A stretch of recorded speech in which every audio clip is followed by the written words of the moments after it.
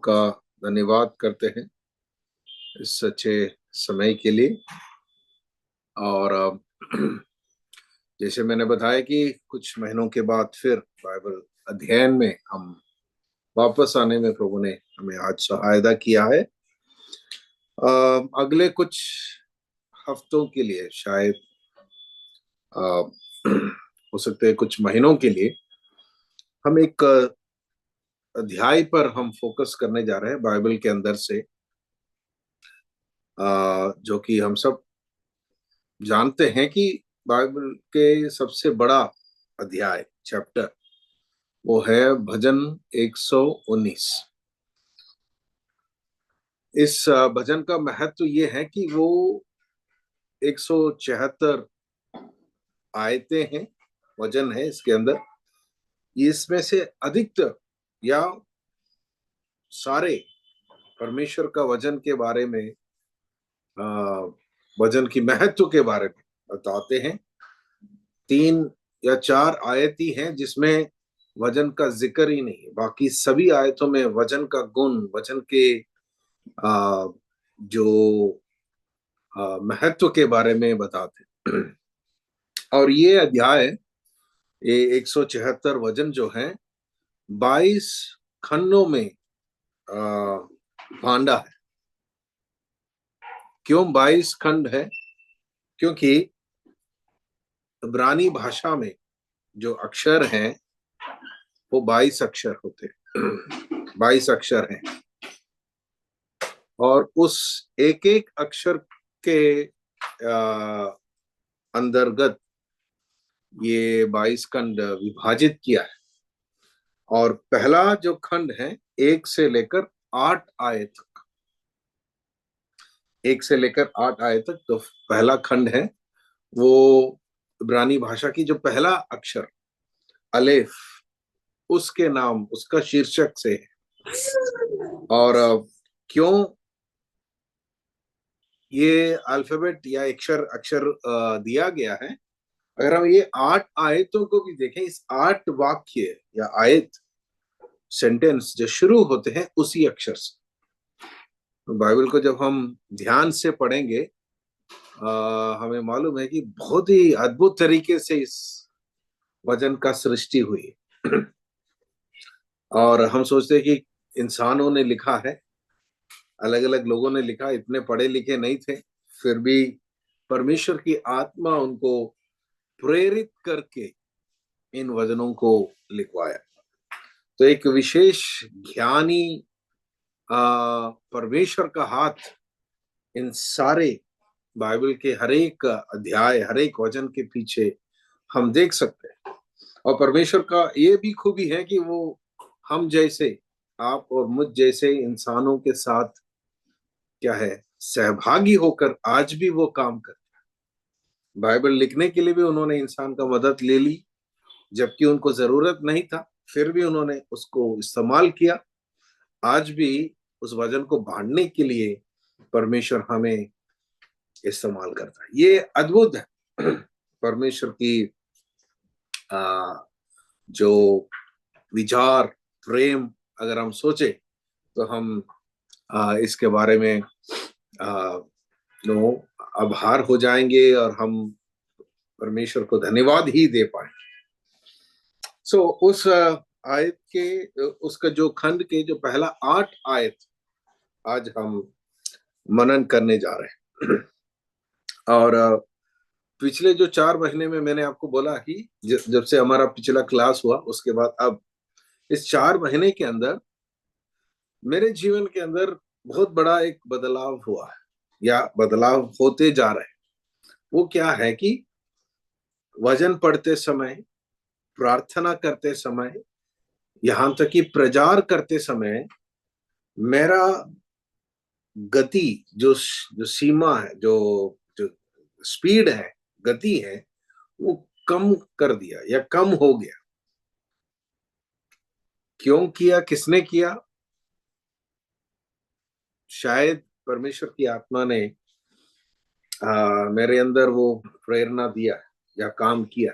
क्योंकि पिछले 4 महीने के अंदर मैंने ये देखा, या मेरा ध्यान परमेश्वर सबसे ज्यादा एक ही विषय पर ज्यादा केंद्रित करवाया कि देखो, परमेश्वर जिसका नाम हम हर दिन हर समय लेता है अपने मुंह में, जुबान में, जिसके हम बातचीत करते हैं, जिससे हम दुआ करते हैं, जिसकी हम गीत गाते हैं, वर्णन करते हैं, जिसका प्रचार करते हैं, ये सब कुछ तो ठीक है, लेकिन वो महान, सामर्थी, सर्वशक्तिमान परमेश्वर है, जो कि हमसे नो हमारे हमारे समझ से बहुत ज्यादा बड़ा है।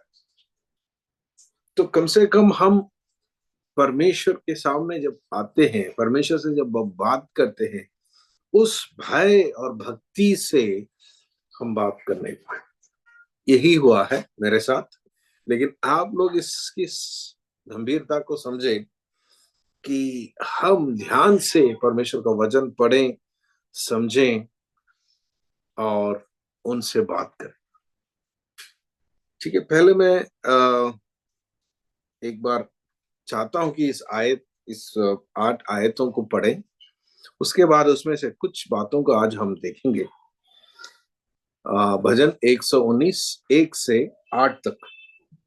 क्या ही धन्य है वे जो चाल के खरे हैं और यहोवा की व्यवस्था पर चलते हैं।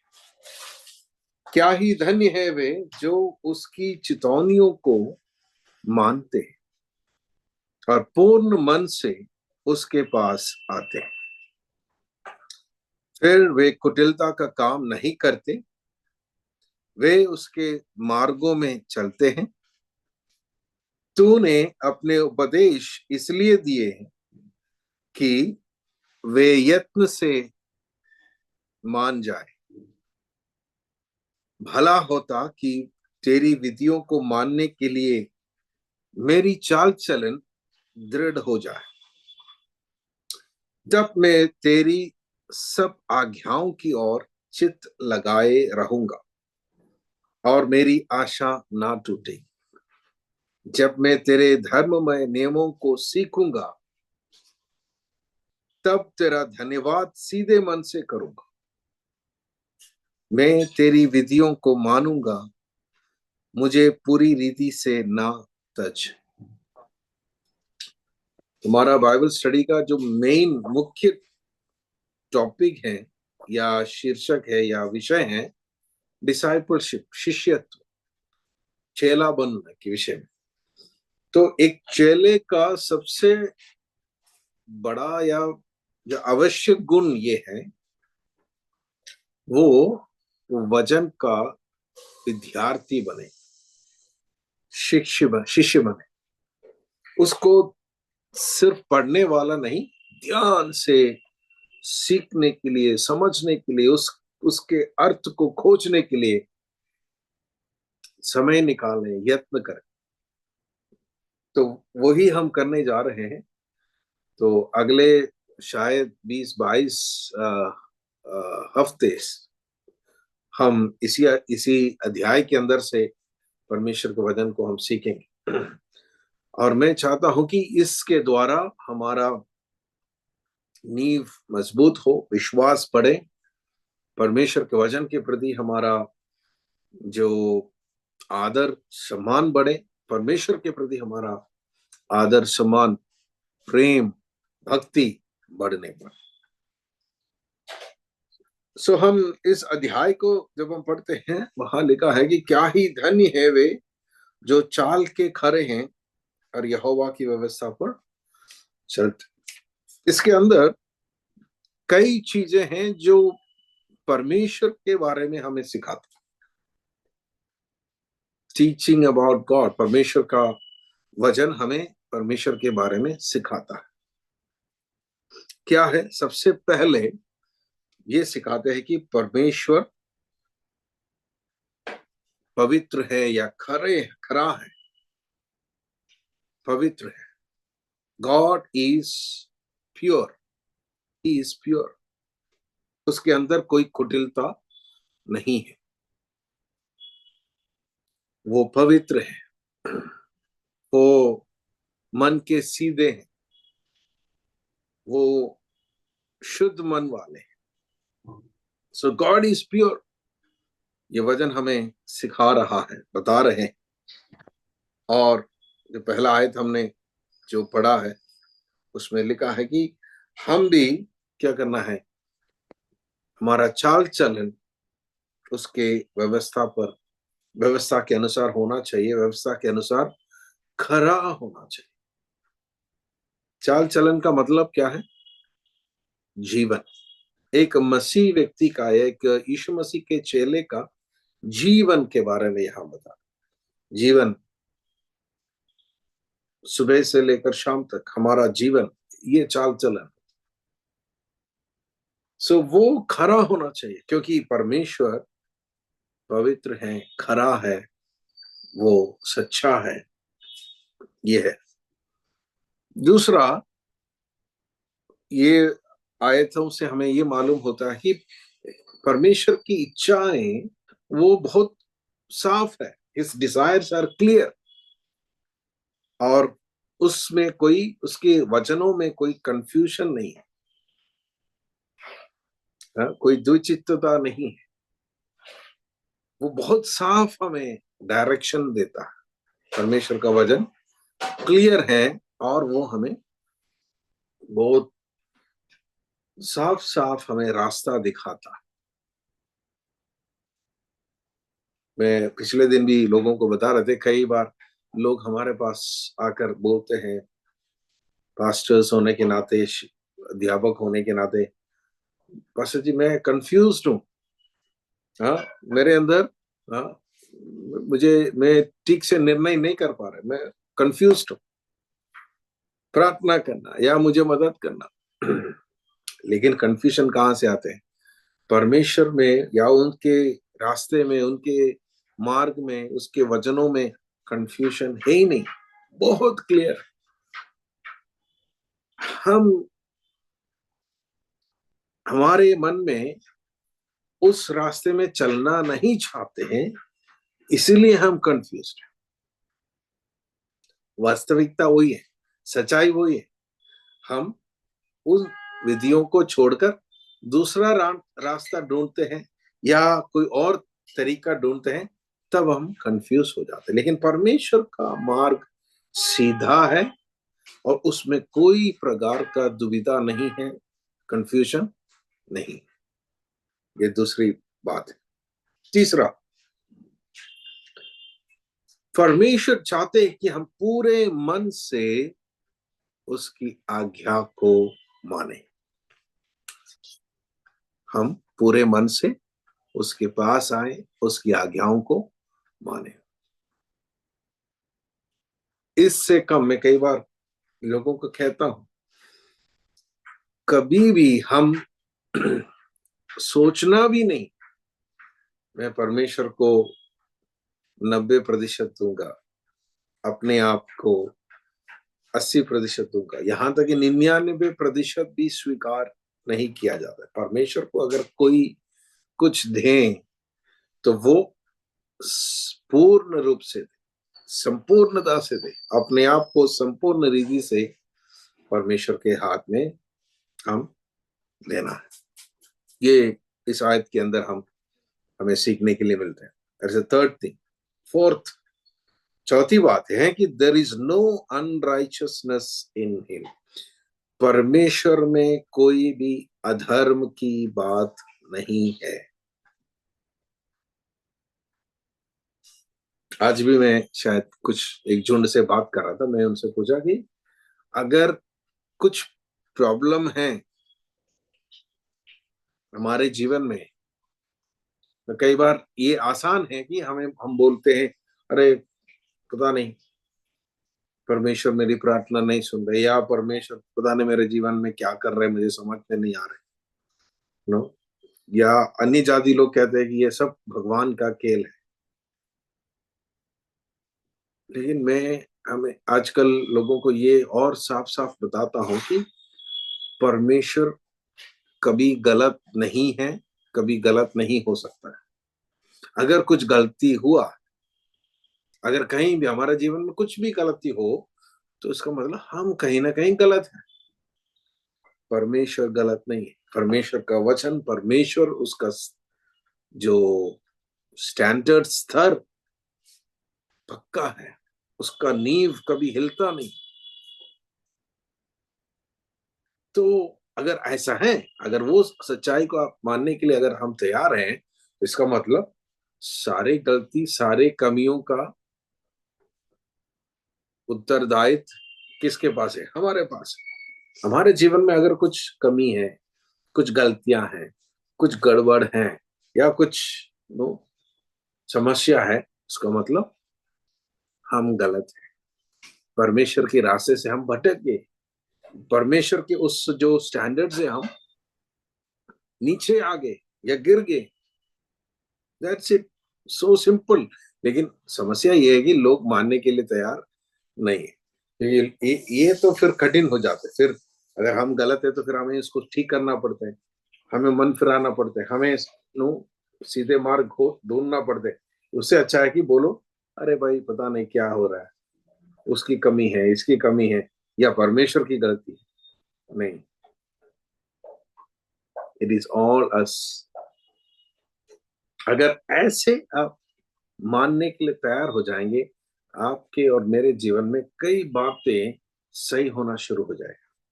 मैं आपको वेरी क्लियरली बताऊंगा, ये सीक्रेट बात है, लेकिन लोग मानते नहीं है।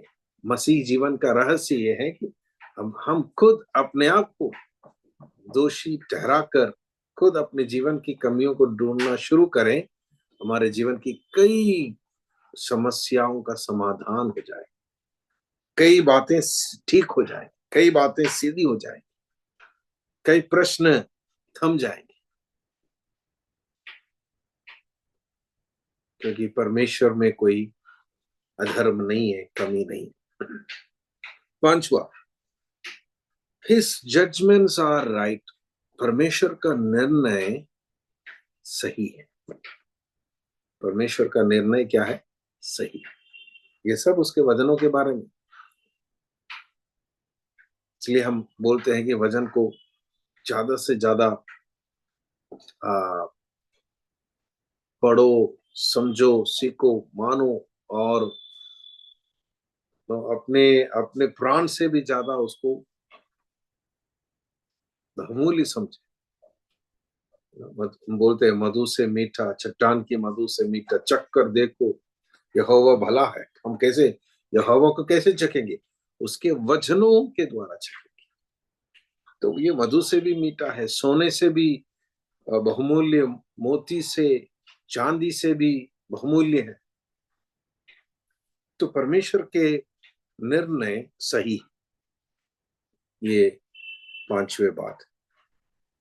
छठवीं बात इस अध्याय के अंदर से हम परमेश्वर के बारे में सीख सकता है, परमेश्वर के बारे में सीख रहे हैं, वो है कि he cleanses us from the shame of sin। परमेश्वर हमें पाप की शर्म से मुक्त करता, पाप की शर्म से आजाद करता है, मुक्त करता है।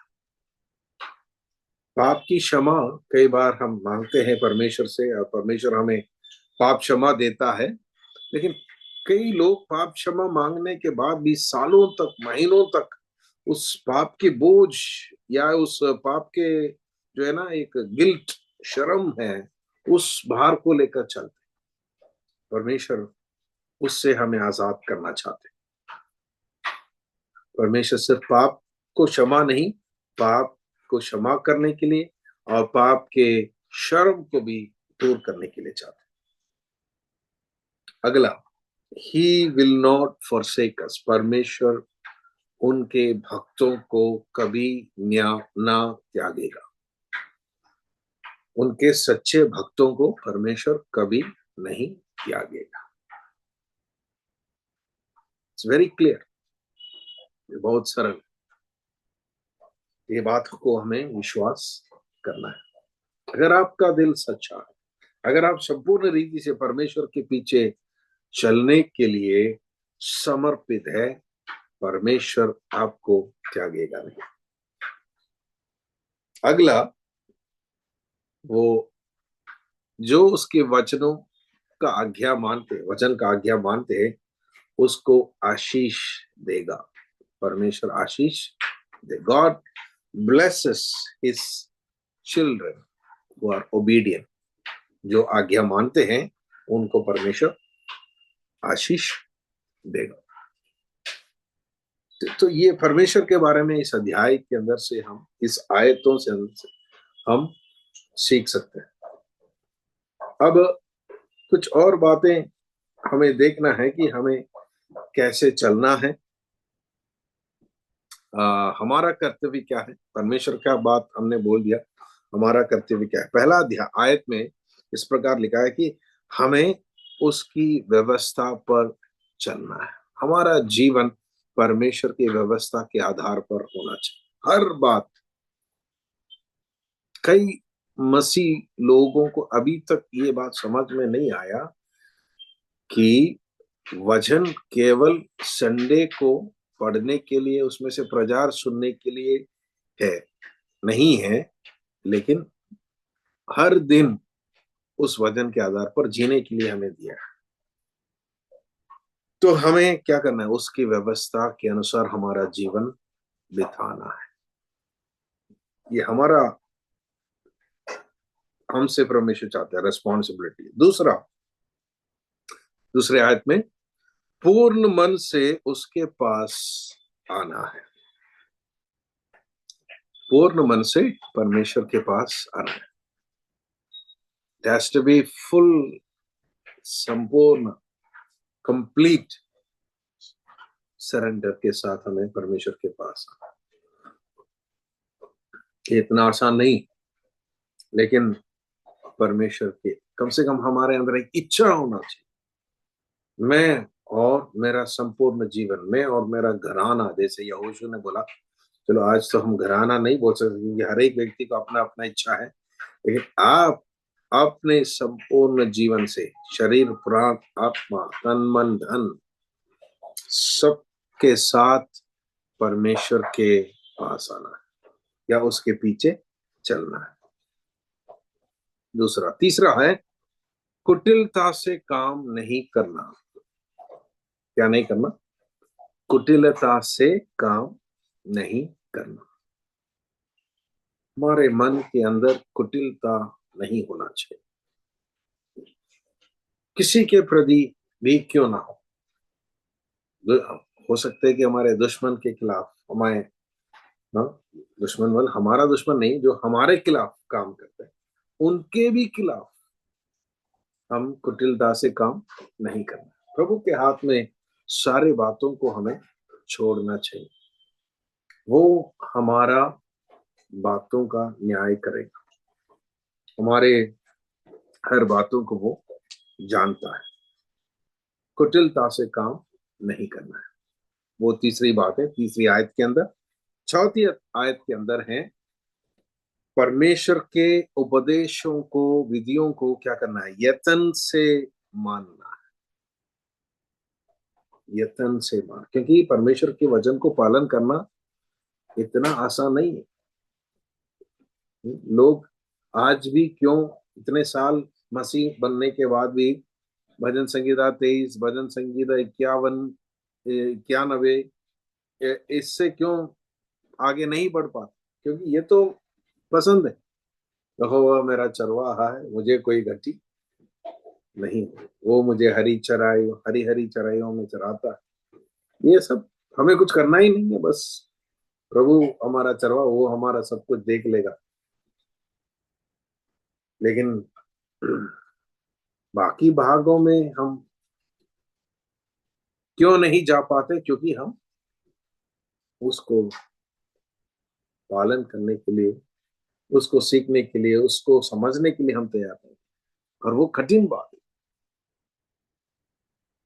इसलिए मैंने बोला एक डिसाइपल, एक विद्यार्थी होता है। एक सोफा में, कुर्सी में आराम से बैठकर आप तो वचन सुन रहे होंगे, कुर्सी में हो या बेड में हो, लेकिन मैं आपको अनुरोध करूंगा, कृपया करके एक स्टूडेंट का मानसिकता आपके अंदर, एक विद्यार्थी की मानसिकता आपके अंदर, एक बुक और नोट्स लिखने वाला, ध्यान से सुनने वाला, आधे अधूरे मन से नहीं, थका हुआ मन से नहीं, आलसीपन से नहीं, लेकिन ध्यान से सुनने वाला हम बने, यत्न से माने। यत्न से मानना है तो यत्न से उसको खोज करना है, ढूंढना है। मैं वचन का इंपॉर्टेंस के बारे में बता रखे कि वचन ही है जो आपको सच्चे आशीष देगा। ये चौथे आयत में है, पांचवें आयत में है कि हमारा चाल चलन दृढ़ हो जाए, हमारा चाल चलन दृढ़ हो जाए। ये सब क्यों बता रहे कि कम से कम हमारे अंदर एक इच्छा हो, हमारी प्रार्थना हो, तब प्रभु हमें मदद करेगा। कई मसीह लोग ऐसा है कि जो हवा से इधर उधर उछलने वाले जैसे, पेड़ के जैसे, या नो ऐसा है। लेकिन परमेश्वर चाहते हैं कि हम स्थिरता के साथ खड़े रहें, हमारा चाल चलन स्थिर हो, तभी हम उसके राज्य का एक राजदूत या एक प्रतिनिधि के रूप में हम लोगों को बता पाएंगे, हम उसको प्रस्तुत कर पाएंगे। तो हमारा चाल चलन दृढ़। फिर छठे आयत में, सब आज्ञाओं की ओर चित्त लगाए रखूंगा। सब आज्ञा, कुछ आज्ञाओं की ओर नहीं, सब आज्ञाओं की।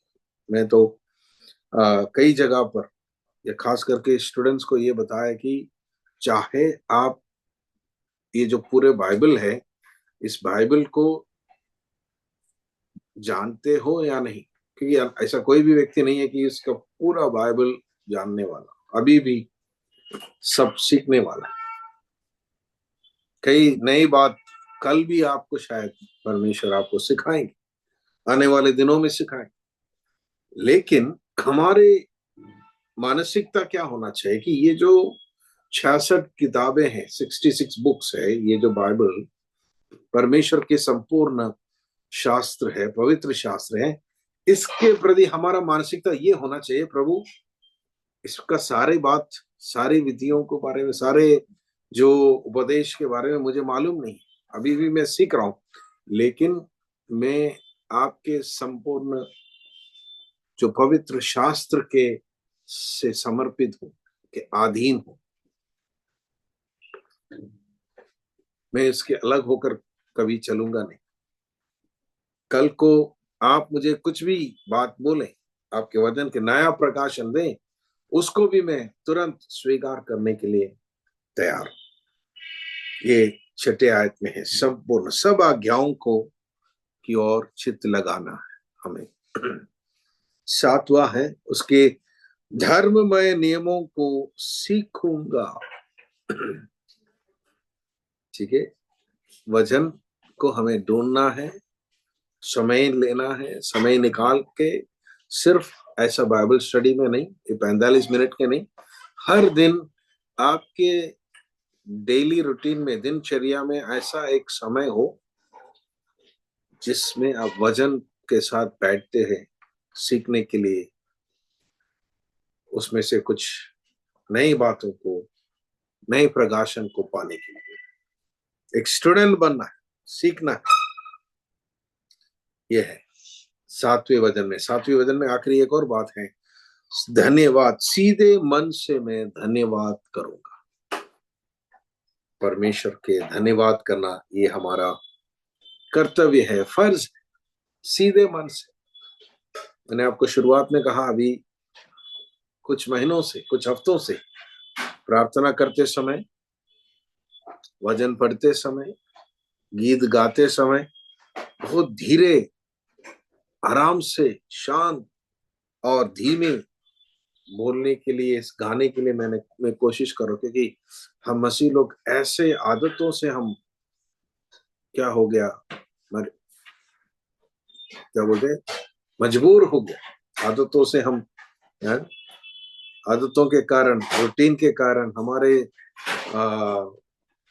हम एक ही चीज बार बार करने के कारण जो हम बोल रहे हैं वो हम उसके साथ हमारा हृदय सहमत नहीं है। हम तो बस बोल ही जा रहे हैं,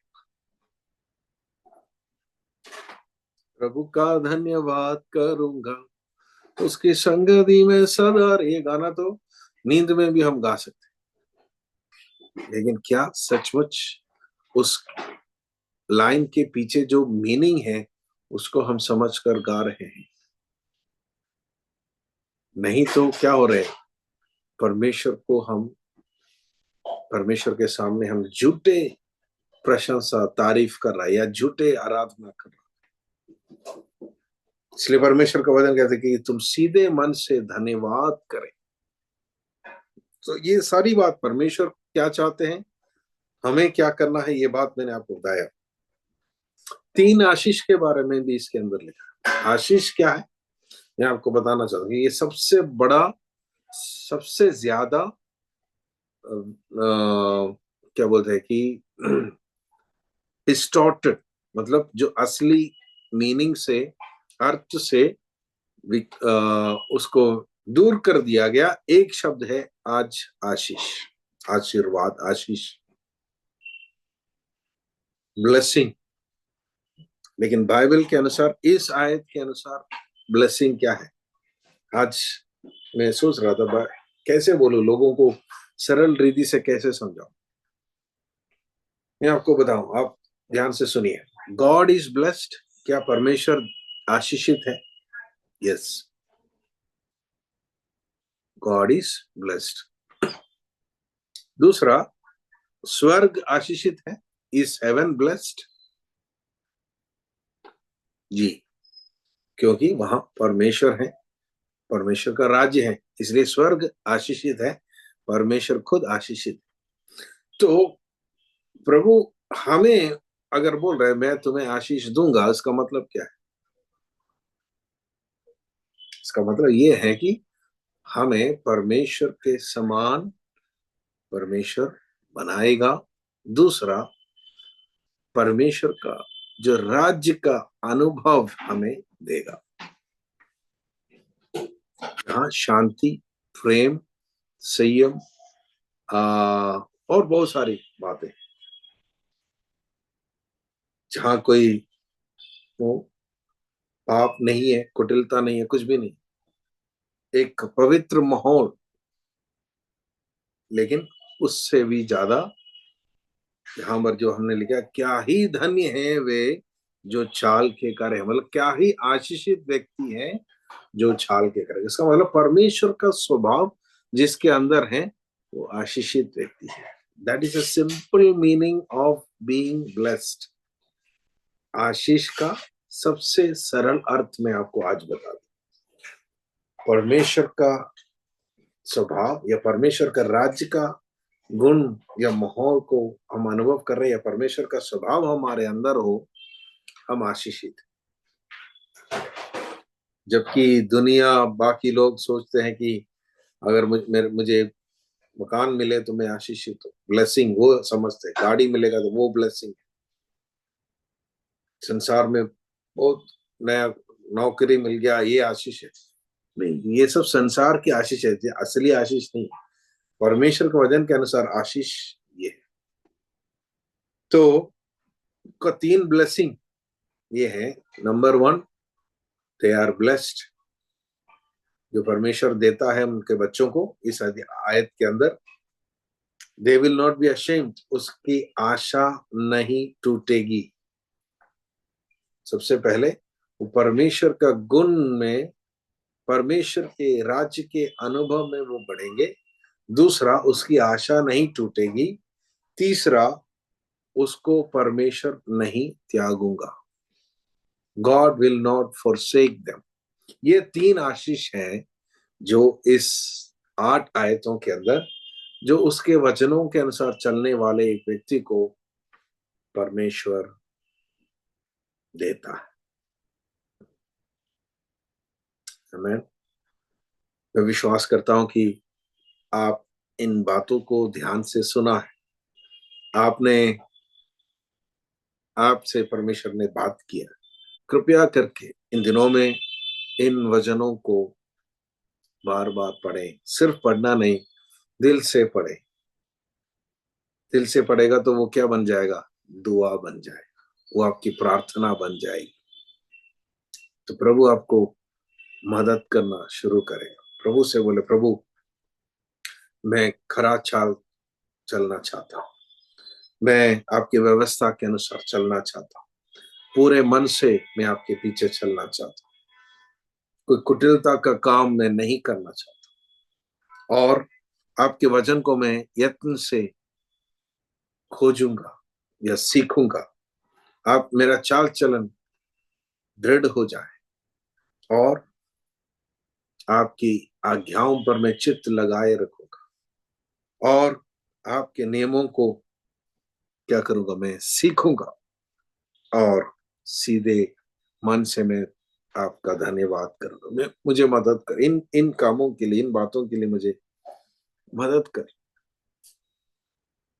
प्रार्थना हम जो सोच रहे वो नहीं है, लेकिन सही प्रार्थना, स्वर्ग स्वीकार करने वाली, उत्तर देने वाली प्रार्थना ये है कि यदि आप वचन को आप अपना प्रार्थना में बदल सकते हैं, आपके व्यक्तिगत प्रार्थना में इन वचनों को अगर आप बदल सकते हैं, सच में आपकी प्रार्थनाओं का उत्तर आप जरूर अनुभव करेंगे, देखेंगे। आपकी आत्मिक जीवन में बढ़ोतरी होगी।